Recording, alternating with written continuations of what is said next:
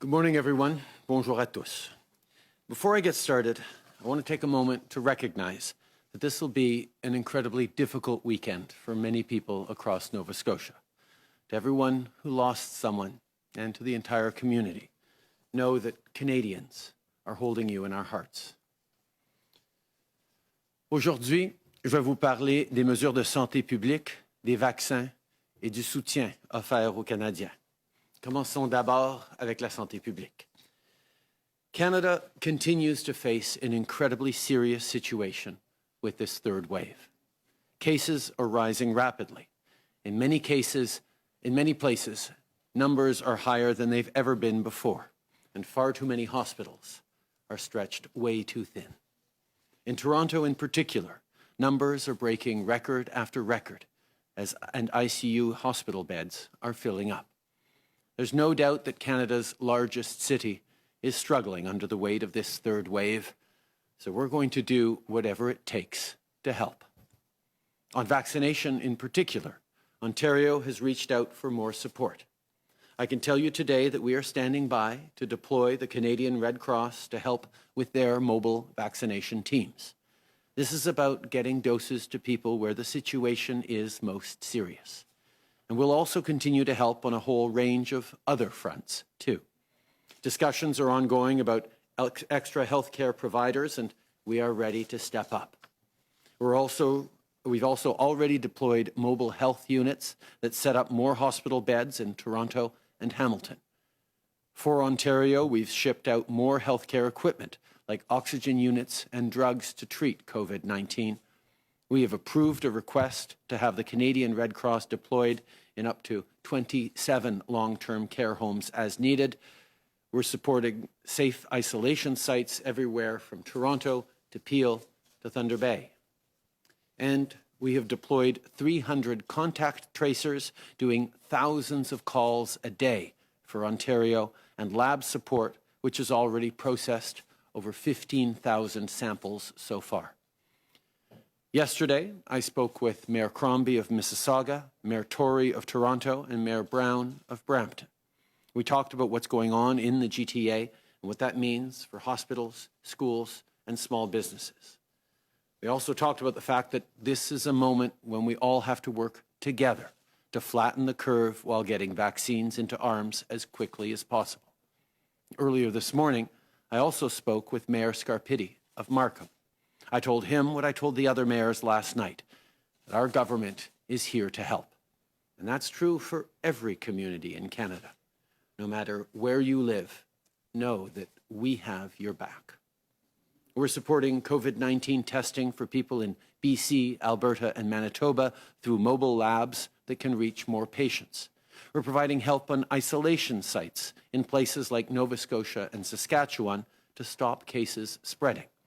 And across the country, we've stepped up with money for school safety, shipped out PPE, and of course, delivered vaccines. The frontline workers, people working in hospitals, those they're caring for, and their families, know that we have your backs, even as you have ours. You've been heroes throughout this pandemic, stepping forward to help all Canadians. We recognize that. We continue to be there for you. You don't have to face this alone. We will support you and your families as you keep us all safe. Thank you for what you're doing. And to all Canadians, I know you're exhausted. I know you're all sick and tired of COVID-19. I know nobody wants to be in this third wave. Nobody wants to be facing further restrictions. We just want to be done with this. But we know how to do what we need to do. We need to follow the public health rules. We need to hang in there and hunker down for a number of more weeks. Nobody wants to do this. I got in an argument with my 13-year-old this morning who doesn't want to do this. Nobody wants to do this. But we know that if we hang in there, hunker down, and follow the rules for the coming weeks, as much as we're tired of them, as much as we're frustrated, we have a chance of getting to the summer in much better shape. This is a moment for us to dig deep at what is hopefully the very late stages of this pandemic for us all and make it through. It's time to show our neighbors and our loved ones what we're all made of as we keep people safe. La semaine passée, j'ai répété au premier ministre des provinces et territoires qu'on est prêt à leur offrir tout le soutien nécessaire. On traverse actuellement une période très grave de cette crise. C'est important qu'on continue de travailler en équipe parce qu'ensemble, on va passer à travers.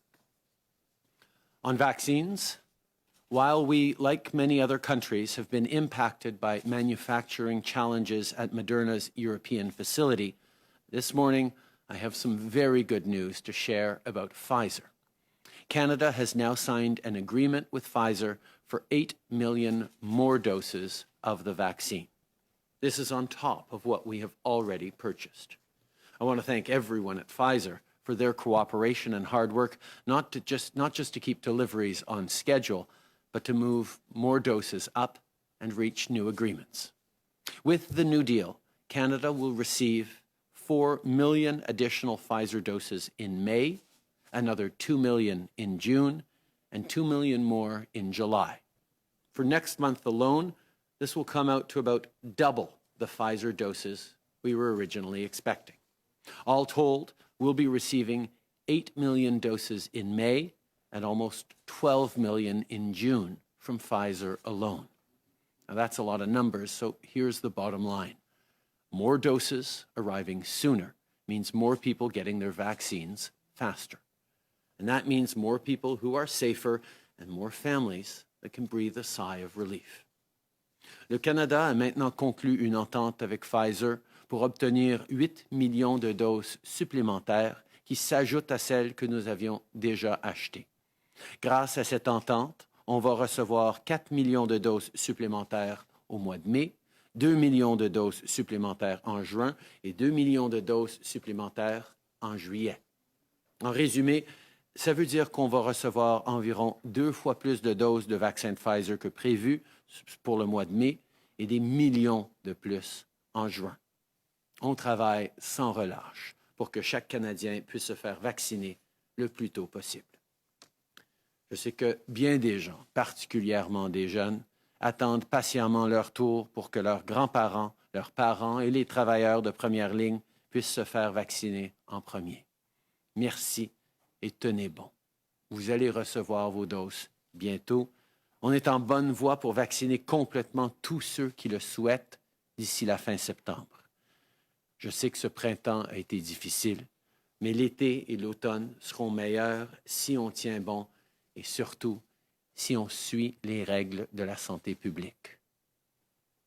Remember that this won't last forever. There's every reason to believe that we're now in the final, although toughest, stretch of this pandemic.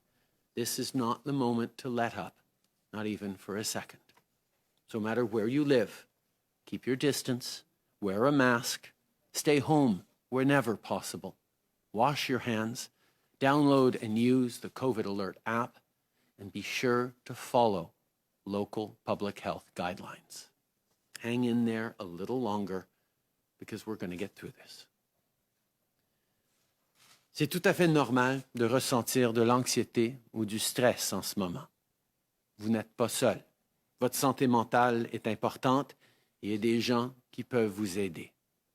Si vous éprouvez des difficultés, n'hésitez pas à demander de l'aide. Il y a 1 an, on a lancé le portail en ligne Espace Mieux-être Canada. Le site Web offre un soutien gratuit et confidentiel en matière de santé mentale et de consommation de substances 24 heures sur 24, 7 jours sur 7. En 1 an, plus de 1,2 million de personnes d'un bout à l'autre du pays ont utilisé cette ressource. Il n'y a pas de honte à avoir besoin de parler à quelqu'un ou de demander de l'aide. Alors que vous soyez à la recherche de conseils, de ressources, de renseignements fiables ou d'un soutien immédiat, vous pouvez toujours vous rendre sur le site de l'Espace Mieux-être Canada pour trouver de l'aide.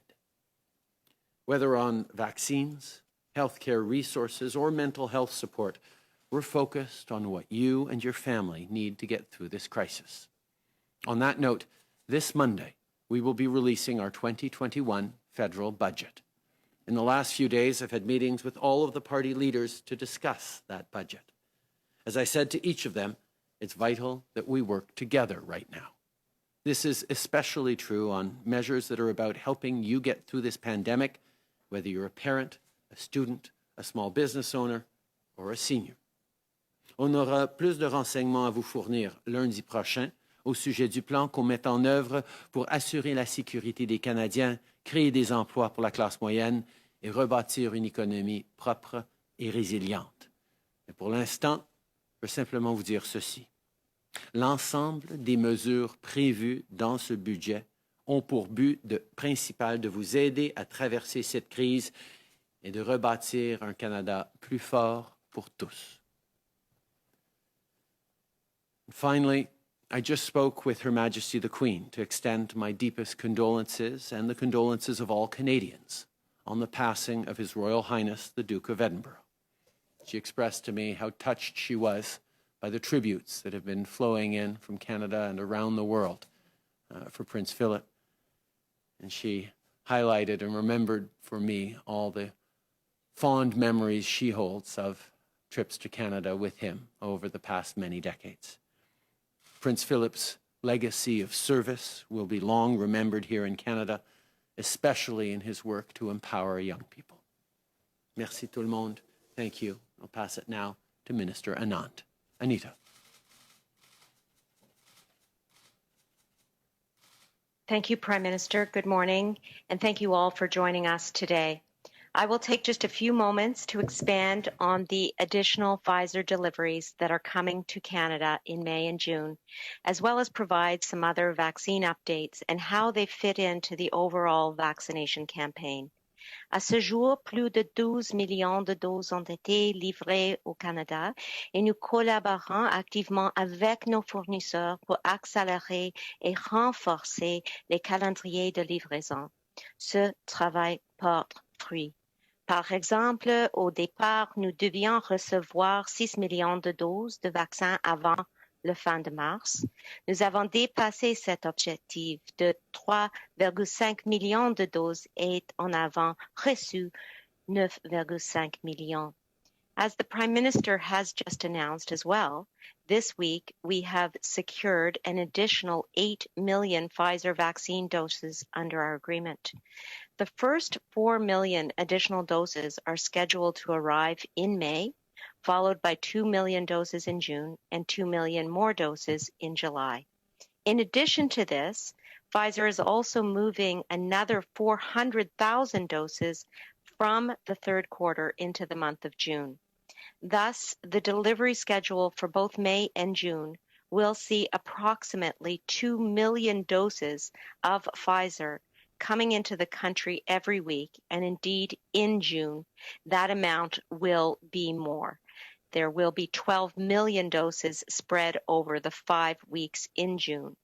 The total is going to be 24 million doses between April and June from Pfizer alone.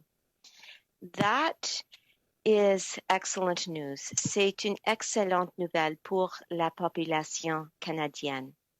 Cela veut dire que nous allons recevoir plutôt plus de doses de vaccins du Pfizer et ce en plus des millions de doses des autres vaccins que nous attendons déjà.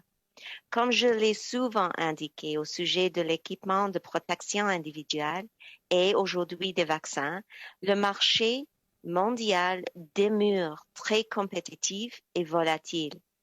In this vein, as Moderna indicated this morning, it faces ongoing challenges with ramping up production to meet intense global demand due to labor shortages and other issues.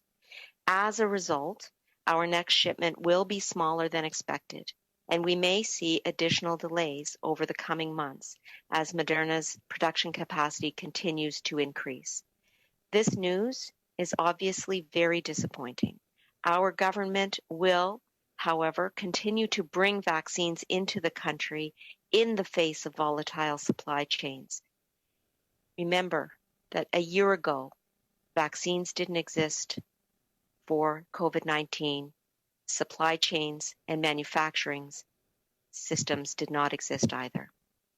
We will continue to press Moderna and all of our other suppliers to do everything possible to respect their delivery targets and to provide more consistent delivery schedules.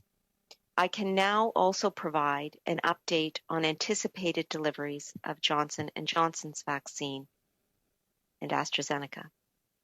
Canada will receive an initial shipment of approximately 300,000 doses during the week of April 27th to be delivered to the provinces at the beginning of May, with more substantial deliveries coming in the latter part of this quarter and into the summer. For AstraZeneca, Canada is still expected to receive 4.1 million doses from all sources by the end of June, with further deliveries in the third quarter. Indeed, I spoke with AstraZeneca executives this morning and am pressing for more AstraZeneca doses to Canada in the coming weeks and months ahead. In total, Canada will receive between 48 to 50 million doses of vaccine by the end of June. Despite the temporary and short-term fluctuations in deliveries from our suppliers, Canada's vaccination campaign overall is gaining ground. We are currently ranked 4th among G20 countries for doses administered per capita and 2nd in the G20 when it comes to the average number of doses administered daily per capita. Cela dit, ne vous méprenez pas. Malgré tout ce progrès, il reste encore beaucoup de travail à faire et notre gouvernement entend bien veiller à ce qu'il soit fait. Les prochains mois seront déterminants. Tous les Canadiens et Canadiennes doivent faire leur part et continuer de suivre rigoureusement les consignes de la santé publique pendant que la vaccination suit son cours dans tout le pays. Our government will do its part by continuing to support Canadians in our time of need. And I can tell you that my team and I will do whatever it takes to ensure that an accelerated flow of vaccines will keep coming into this country. At the end of the day, I'm a mom with a spouse and 4 kids and 3 dogs. I feel the urgency, like everyone else, to get vaccines to Canada as soon as possible. Every day, my team and I are ensuring that our delivery of vaccines increases for the benefit of all Canadians. Merci beaucoup. Thank you. Miigwech.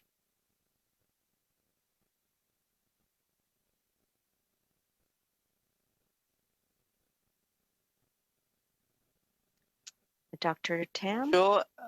Bonjour. Hello. Good afternoon and bonjour à toutes et à tous. To date, over 1,096,000 cases of COVID-19, including 23,500 deaths have been reported in Canada. Over the past week, there have been an average of over 8,600 new cases reported daily. During the same time, the number of people experiencing severe and critical illness continues to rise. On average, over 3,400 people with COVID-19 were being treated in our hospitals each day, including almost 1,500 people being treated in intensive care units, representing a 34% and a 22% increase, respectively, compared to the prior week. Unfortunately, we're now beginning to see an increase in the mortality trend, with an average of 41 deaths reported daily over the past week, which is a 38% higher than the week prior. There are over 51,600 variants of concern cases reported to date across Canada, with the B117 variant accounting for almost 96% of these. On this final a last stretch through this crisis, we can also gain strength from good news and focusing on the things we're grateful for. We have been heartened by the many ways Canadians are helping to support COVID-19 vaccination efforts. Since April is the Sikh Heritage Month, we'd like to highlight an example we recently learned about from that community. Sukhmeet Sachar, a UBC, University of British Columbia, medical student, has been working together with the Sikh Health Foundation and a team of volunteers to translate and share information about COVID-19 with Punjabi-speaking seniors in the Fraser Health region. Their efforts are helping to support community members to make an informed decision on vaccination and at the same time dispelling misinformation. This week, we were also grateful to be among the over 7 million people in Canada who have received a first dose of COVID-19 vaccine to date. And the good news is that vaccines are reducing severe illness, deaths, and outbreaks in high-risk settings and populations that were targeted in our initial phase of vaccinations. So we all need to keep following public health advice and maintaining our well-practiced precautions as vaccines roll out further. These benefits are building, and they will be the bridge that takes us all to greater safety and back to the things we have missed so much. Thank you. Bonjour à toutes et à tous. À ce jour, plus de 1 096 000 cas de COVID-19, dont 23 500 décès, ont été recensés au Canada. Au cours de la dernière semaine, en moyenne, plus de 8 600 nouveaux cas en moyenne ont été signalés chaque jour. Au cours de la même période, le nombre de cas graves et critiques de la maladie continue d'augmenter.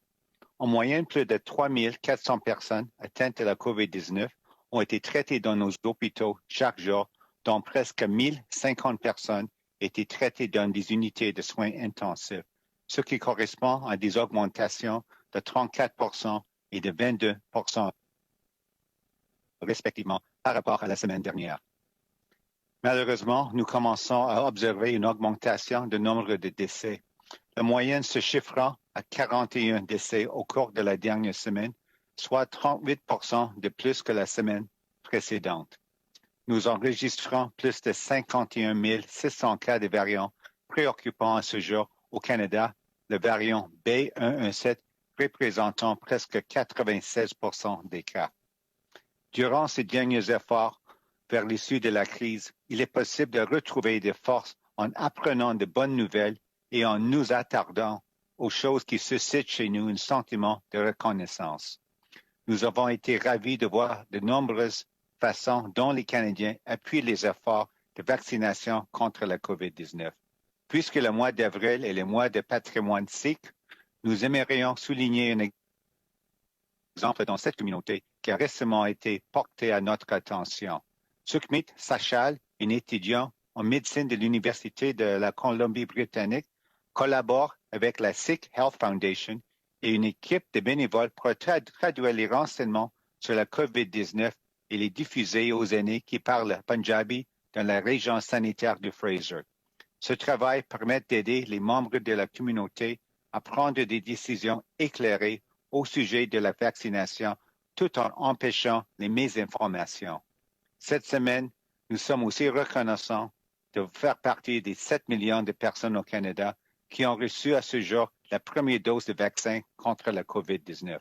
Or, la bonne nouvelle, c'est que les vaccins permettent de réduire le nombre de cas graves de la maladie, de décès et d'éclosions dans les milieux et les populations à risque élevé qui avaient été ciblées durant la première campagne de vaccination. Mais pourtant, nous devons tous continuer à suivre les conseils de santé publique et à appliquer les mesures de précaution bien ancrées dans nos habitudes, tandis que nous continuons de procéder à la vaccination. Les vaccins continuent de faire effet et ceux-ci permettront d'atteindre le moment où nous serons en sécurité et nous pourrons à nouveau profiter des choses qui nous ont tant manqué. Merci. Merci, Dr. Nu. On va maintenant passer à la période des questions en commençant par le téléphone avec une question suivie. We'll then go to the room. Please note that Minister Anand and Dr. Tam will have to leave at 12:30. Opérateur, c'est à vous. Thank you, merci. Please press star 1 at this time if you have a question. S'il vous plaît, appuyez sur étoile 1 maintenant pour poser une question. The first question is from Marika Walsh of the Globe and Mail. Please go ahead. Your line is open. Good morning. Thanks so much for taking our questions.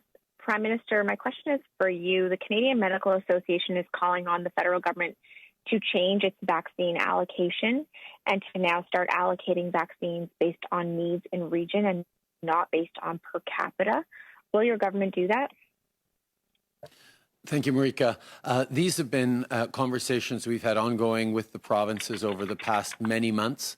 Working with the provinces, we arrived at a per capita allocation formula with a carve-out for the northern territories to make sure that they could get rapidly vaccinated because of the level of vulnerability.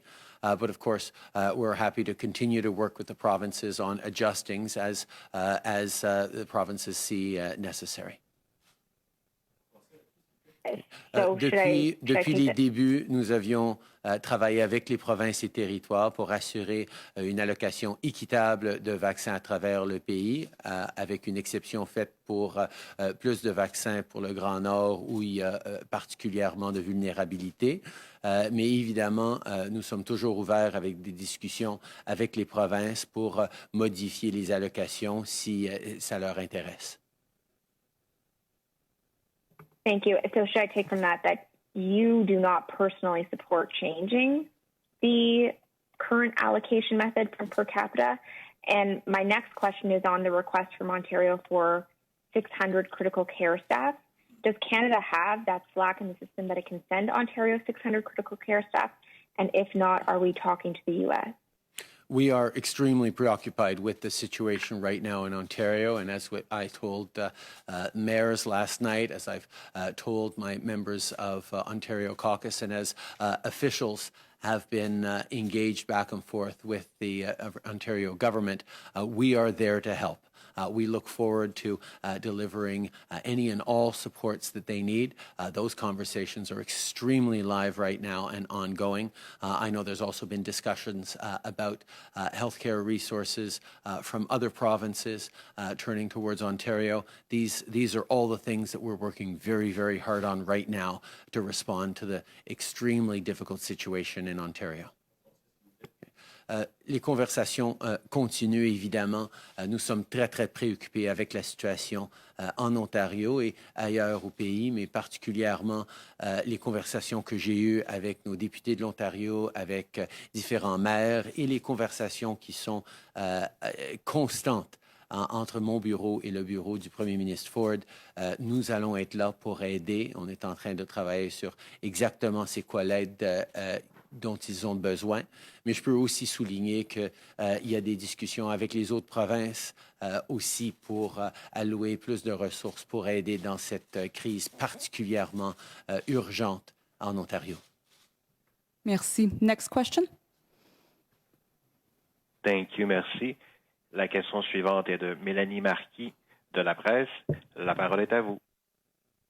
Merci. Bonjour, M. Trudeau. Je comprends qu'on reçoit les 300 000 premières doses de Johnson & Johnson le 27 avril, selon ce que votre ministre disait.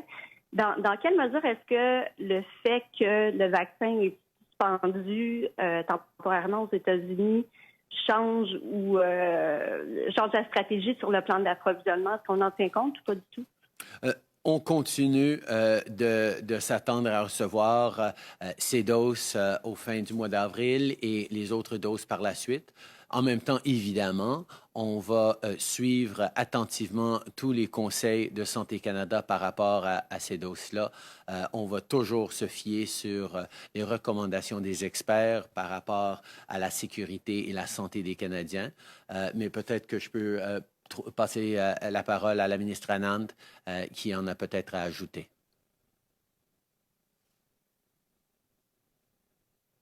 Oui, merci beaucoup, Monsieur le Premier ministre. Oui, nous travaillons très fort avec le fournisseur maintenant pour apporter les doses de J&J ici au Canada et ça, c'est notre priorité. Au même temps, nous suivons l'information de Santé Canada et à ce moment-là, la priorité pour notre gouvernement est d'avoir plus de doses plus vite ici au Canada. Merci. We are focused on receiving as many vaccines as possible, as quickly as possible in this country. We're expecting a delivery of the J&J vaccine at the end of April. Of course, before those vaccines are distributed, we will ensure that Health Canada is continuing to approve this Janssen vaccine for use safely in Canada. We will always put the health of Canadians first and foremost. En suivi, Mélanie?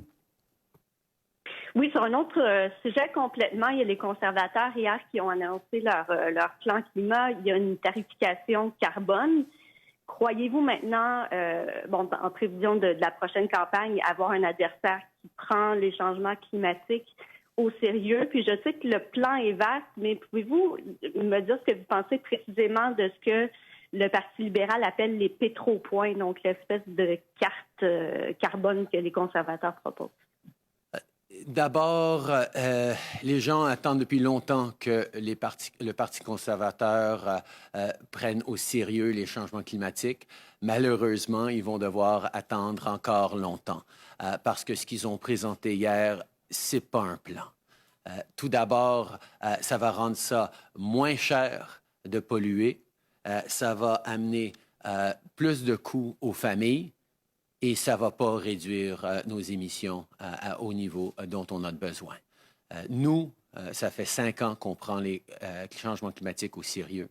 Nous allons continuer d'être ambitieux, mais nous allons aussi continuer d'assurer qu'on aide les familles à pouvoir avancer dans un monde qui a besoin de moins en moins d'émissions de carbone. Nous, on a un plan sérieux. Ce que les conservateurs ont mis de l'avant, c'est pas sérieux. Ça encourage les gens de dépenser plus pour les carburants fossiles et leur donne des récompenses pour ça. Canadians have been waiting a long time to see the Conservative Party take seriously the fight against climate change. And unfortunately, with what they put forward yesterday, Canadians are going to still wait a long time to see the Conservative Party get serious about climate change. The plan, the approach, the pamphlet, not the plan, that they put forward yesterday actually makes it less expensive to pollute, makes it more expensive for Canadians, and will not fight climate change and reduce emissions nearly enough. With Erin O'Toole's carbon tax, the more you burn, the more you earn. That doesn't make sense to anyone. We're going to stay focused on a real plan that not only is ambitious and stringent against carbon emissions, but supports businesses and families by returning more money to average families across the country, and indeed creates jobs and economic opportunities as we know the world is moving in that direction. Last question over the phone. Thank you. Merci. La prochaine question, the next question is from Ryan Tumulty of the National Post. Please go ahead. Yeah, hi there. Moderna's news that they are cutting their shipment and that they might miss their quarterly target. I know previously they had said that it was a quality control issue. Now they are saying that there's a bit of a supply problem. I'm wondering if your level of trust in this company's ability to deliver is shaky at all. We have been extremely well served by Pfizer that has been delivering every week 1 million doses of vaccines, and we are seeing that double next month with millions and millions more in the month of June. So that is reliable and will consist of the bulk of the vaccinations that we're going to be giving to Canadians in the coming months. We are concerned about the delays and the production challenges around Moderna, but perhaps I can turn to Minister Anand to speak more directly on Moderna. Okay, well, thanks, Prime Minister. I think we should go back to our diversified portfolio of vaccines, and we have seen that various suppliers have ramped up at different paces. And Pfizer, as the Prime Minister mentioned, is very reliable in terms of the supply that we are receiving. Moderna is still ramping up, and that is the reason for the reduction in the next shipment, for example.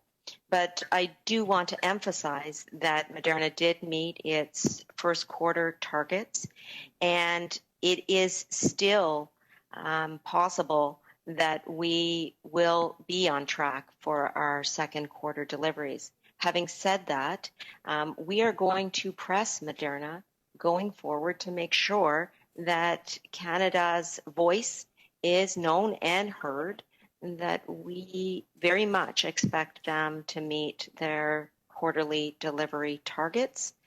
We appreciate the difficulties that the company is experiencing, but again, from our government standpoint, we are still seeking to ensure that the quarterly deliveries are there, just as we did in the first quarter of this year.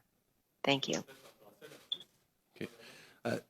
Nous nous attendons à ce que Moderna atteigne ses objectifs et ses promesses pour les livraisons de vaccins au deuxième trimestre, comme ils l'ont fait pour le premier trimestre. On reconnaît à quel point ils font face à des difficultés de production. On est chanceux d'avoir un portfolio diversifié qui nous permet de compter, par exemple, sur Pfizer, qui est en train d'augmenter ses livraisons de façon significative. Mais nous allons continuer de travailler avec Moderna pour assurer qu'on reçoive le plus de doses le plus rapidement possible. Follow-up, Ryan? Yeah, sir, I'm just wondering, too, now that you have these additional Pfizer doses committed, it would seem that you might be able to move up your target of vaccinating everyone by September. I'm wondering if you think that's possible, if you think Canadians will be vaccinated earlier than that. Also wondering if you're going to try to do more about vaccine hesitancy now. Certainly, we've seen a lot of that with AstraZeneca, and now that we have a more robust supply, I think that might become more of an issue. As we pointed out today, we're well on track to reaching in the upper 40 to 50 million doses by the end of June.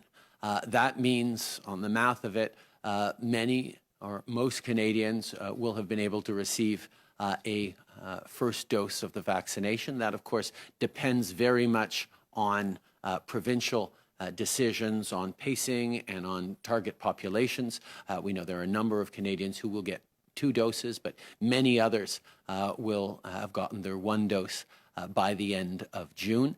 That is part of the strategy and the recommendations laid out by our National Advisory Council on Immunization. We're going to continue to try and accelerate doses to Canada, but the one thing we have been firm on and are able to reassure everyone on is that all Canadians who want a vaccine will be able to be vaccinated by the end of September. Merci. On va maintenant passer aux questions dans la salle. Oui, bonjour, M. Trudeau, Louis Blouin de Radio-Canada. J'aimerais vous poser une question plus spécifique sur la demande de l'Association médicale canadienne. Tantôt, vous avez dit que vous êtes ouvert à voir pour une réallocation des vaccins en fonction des points chauds, mais pouvez-vous me dire spécifiquement où en sont les discussions avec les provinces? Est-ce que vous sentez une ouverture des provinces de peut-être, je ne sais pas moi, en envoyer en Ontario, par exemple, ou au Québec? Quel genre de réponse vous avez eu? Parce que c'est dans vos plans. On a établi une formule d'allocation équitable de vaccins en discussion avec les provinces.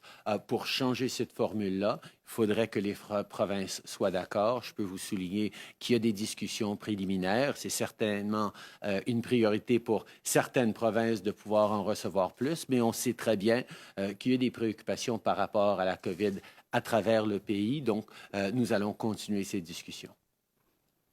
David? David Aiken, Global News. Good morning, Prime Minister.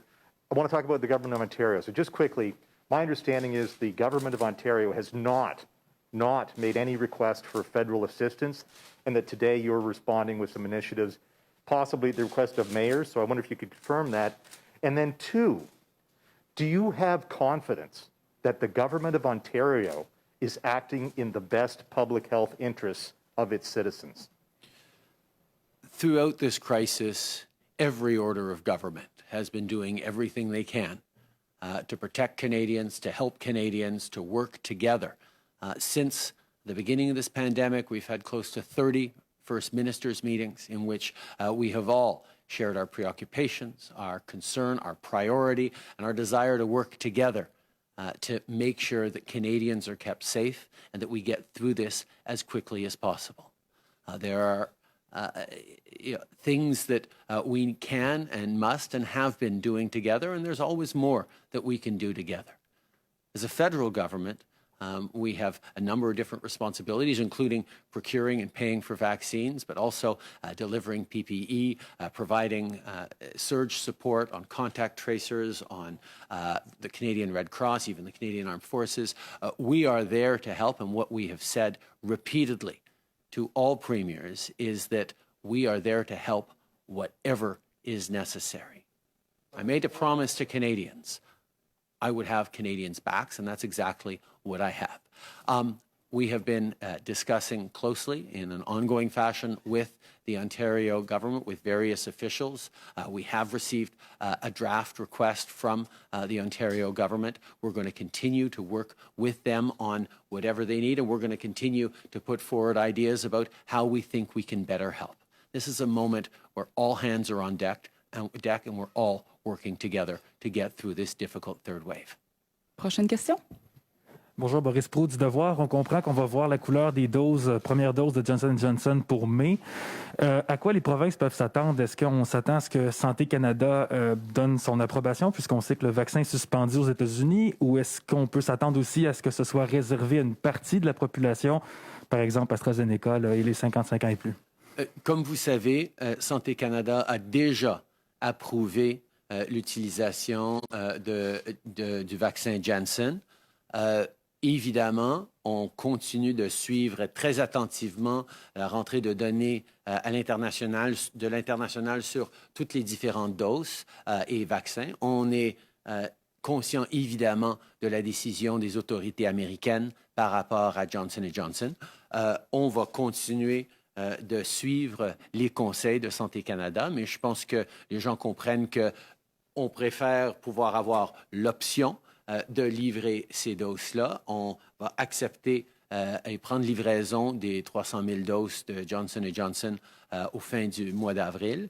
Et à ce moment-là, on va suivre les recommandations les plus à jour de Santé Canada et de notre Comité national sur l'immunisation. Next question. Wednesday, Prime Minister Chris Nashkate, CTV National News. Ontario, you've been asked this already, but I want to ask again. Ontario hospitals are in crisis. You have the Canadian Medical Association calling for a national strategy for healthcare workers. When will you step in and start allocating sources to the hotspot areas? You said throughout the pandemic you will offer to help the provinces. ICU numbers are filling up.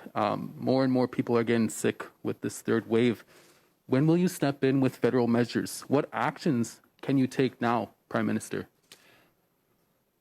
Every single vaccine dose that arrives in Canada is distributed to the provinces and territories with a small reserve for federal institutions like corrections, according to a formula that was agreed on by all provinces and territories. It included, for example, a carve-out early on for northern communities and remote communities.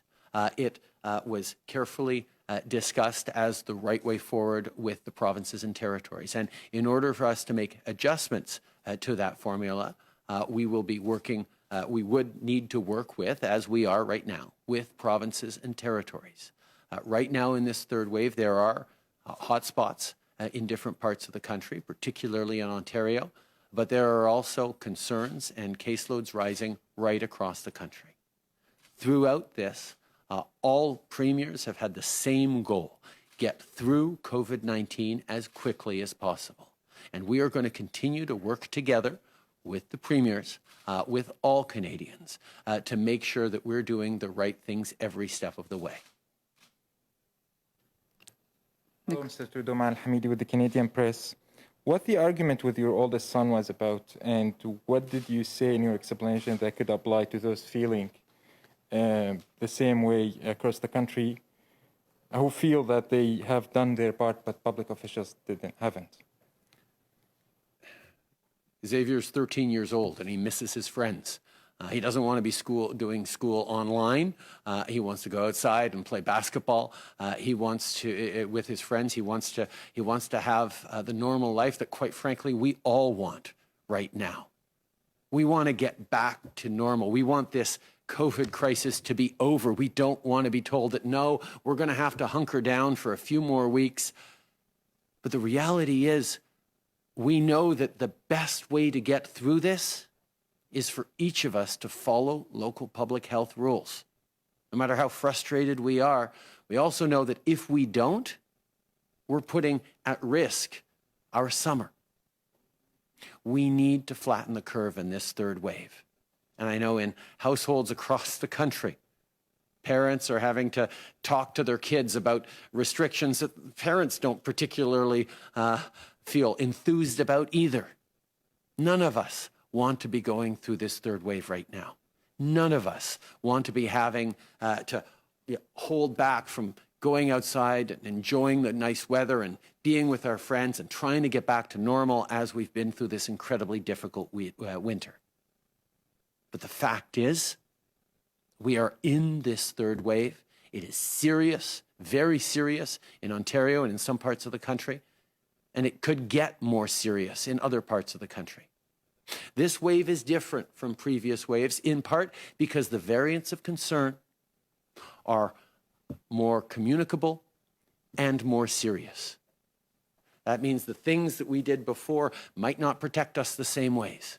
That's why listening to public health advice, following the rules, and hanging in there for a few more weeks, maybe a couple more months, is going to be the way we can get to a summer that is as close to normal as we could hope for. I know we're all frustrated, but we will get through this as long as we give it one last push. Thank you, Prime Minister. Last question before you have to leave. Thanks. Hi, Rafi Boudjikanian, CBC News. Prime Minister, we're hearing from Quebec just now that this weekend trucks with megaphones are going to drive around certain neighborhoods to tell people to get lined up for AstraZeneca shots, especially with the Moderna delay. What do you view as your role in convincing other public health authorities and Canadians that AstraZeneca is safe, especially for cohorts under 55? Thanks. Obviously, we will every step of the way follow the best advice of medical professionals and health experts. Health Canada has reconfirmed that the AstraZeneca vaccine is safe for use. There are side effects, but they are so rare that it is much safer for people to get vaccinated with whatever vaccine is offered to them than to go unvaccinated, particularly in this third wave. We will continue to emphasize and put forward those recommendations. And of course, like always, we will turn to doctors to emphasize that, which I'm happy to do right now by turning to Dr. Tam. It's Dr. New. Dr. New, that's right. Tam Dr. Tam had to leave. Go ahead. Go ahead, Howard. So what specific question and point? Sorry, I just wanted to make sure I'm answering the right It was on there. encouraging people to get vaccinated, including with the AstraZeneca vaccine, which Health Canada has reconfirmed is safe. I think we've repeated it many times, not just Dr. Tam, myself, but I think experts and public health authorities across the country. You know, all of the approved vaccines by Health Canada are very safe and effective. I think the proof is in the pudding, as they say. Millions of doses of the AstraZeneca vaccine have been administered around the world. And this rare event is exactly that. It's very rare. Look in Canada. We've had, I think, the one reported case in Quebec. And as I mentioned yesterday at my technical briefing on vaccines, we've actually administered over 700,000 doses, 709,000 doses to be exact. And I'm sure the number is increasing. So that gives you an idea of the sort of rarity of this event. And the fact also is that we can treat this event. Physicians are now getting sort of information and education about how to quickly detect this very rare side event and how to appropriately treat it. And this individual who had the rare side event is recovering. But having said that, look at the 700, almost 710,000 doses that were administered. All those people now have a level of protection against COVID-19 that they didn't have before. So I think I'll just leave it at that. I'm not sure what more we can say. We've been keep repeating the same thing. So there you go. Thank you. Thank you, Dr. New. Merci, Monsieur le Premier ministre. Merci tout le monde. On va donc retourner au téléphone pour des